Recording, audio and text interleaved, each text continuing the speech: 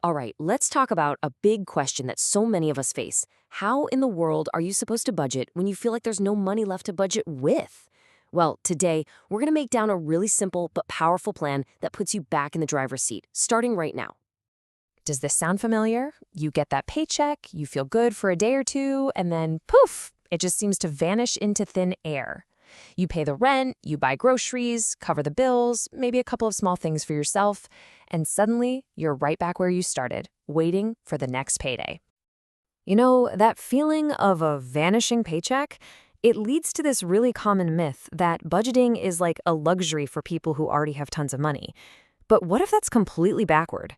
What if budgeting is the one tool that actually helps you keep more of the money you earn? See, the real solution isn't always about trying to get a bigger paycheck. It's about taking command of the one you've got right now. It's about empowerment. And honestly, that's exactly what a good budget gives you. It's control. So let's start building that financial roadmap. A budget isn't meant to feel restrictive. It's not a cage. It's all about giving your money direction. It is the absolute key to taking back control no matter how much you're making. And it all starts with the first 3 foundational tips. Think of these as the concrete pillars that are going to support your entire financial plan. Okay, tip number 1, and this is a big one. You have to use real numbers, no guessing. For just a couple of weeks, track every single thing you spend money on. I'm talking from your morning coffee to your monthly subscriptions. This gives you a true, honest picture of where your money is actually going, and it shines a spotlight on exactly where you can start making some changes. And you know, this quote just puts it perfectly. A budget is telling your money where to go, instead of wondering where it went. It's such a powerful mental shift, right? You go from being a passenger, just watching your money fly by, to being the one in the driver's seat, telling it exactly where to turn. You're in charge. So that leads perfectly into tip number 2. Give every single dollar a job. This is something called zero-based budgeting. All it means is that every dollar you bring in gets an assignment. Some of it goes to rent, some to groceries, some to debt, some to savings. If you've got money left over, you give that a job too. This way, nothing just disappears. And this right here, this is the mindset you need. It's a total game changer. You make your savings and your financial goals the first priority. You pay yourself first, and then you figure out how to live on what's left. It completely flips the script and puts your future front and center. Think about it. A roadmap is pretty useless if you don't know where you're going. Your financial goals, that's your destination. So write them down. Do you want to crush that credit card debt? Save up for a down payment? Having clear, real goals is what gives your budget its purpose. And honestly, it's what keeps you going when things get tough. This is so crucial. A goal takes some vague wish like, I wish I was better with money, and turns it into a concrete plan you can actually follow. It makes your financial future a real thing that you can see and work towards every single day. Okay, with that foundation in place, now we can build a resilient mindset. These next few tips are all about the mental habits and the preparation that are going to make your budget stick for the long haul. This next tip requires some real honesty with yourself. You got to separate your needs from your wants. This is such a critical skill.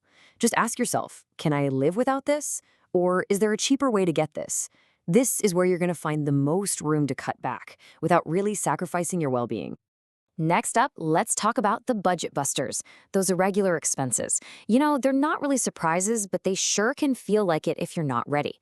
We're talking about stuff like your annual car registration or holiday gifts. The trick is to open up a separate savings account and just automatically put a little bit of money in there each month, specifically for these things. You know, that old saying really nails it.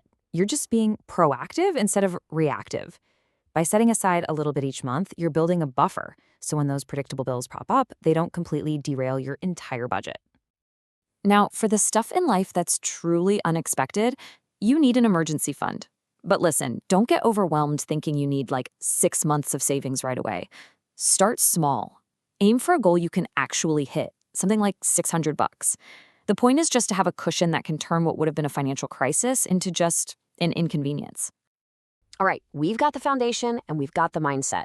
Now let's lock it all in with 4 smart habits that are going to create real savings and really cement your financial control. So once you've got a solid budget working for you, you should be able to dramatically cut back on using credit cards. Make getting rid of that high-interest debt a top priority. I mean, think about it. Every single dollar that's not going to interest payments is another dollar that stays in your pocket. That's the whole point. Now, this one might seem small, but trust me, these little habits add up in a big way. Check with your energy company. A lot of them have free tools to see where you're using the most power. Simple things like running the dishwasher at night or unplugging your chargers can make a real dent in your monthly bill. And before you pick up the phone to call a professional, just do a quick online search first. You would be amazed at how many little household repairs, like fixing a leaky faucet, are actually pretty simple. There are tons of videos that can walk you through it step by step and literally save you hundreds of dollars. Finally, and this might be the most important tip of all, remember that your budget is not a static document. It's a living, breathing plan. Life changes, so your budget has to change with it. When you're just starting out, check in on it every month. Once you get the hang of it, you can switch to checking in every quarter. This just keeps your plan relevant and working for you. So to wrap this all up, what are the key takeaways? First, base your budget on reality. Use real numbers, not guesswork. Second, be intentional and give every dollar a job. Third, get ready for life's surprises by starting that small emergency fund. And finally, treat your budget like a living thing that you check in on and adjust all the time. Taking control of your money is honestly one of the most powerful things you can do for yourself. And it all starts with just that one intentional first step. Leave a comment. We would love to see your take on this. Thank you for watching Wealth Print.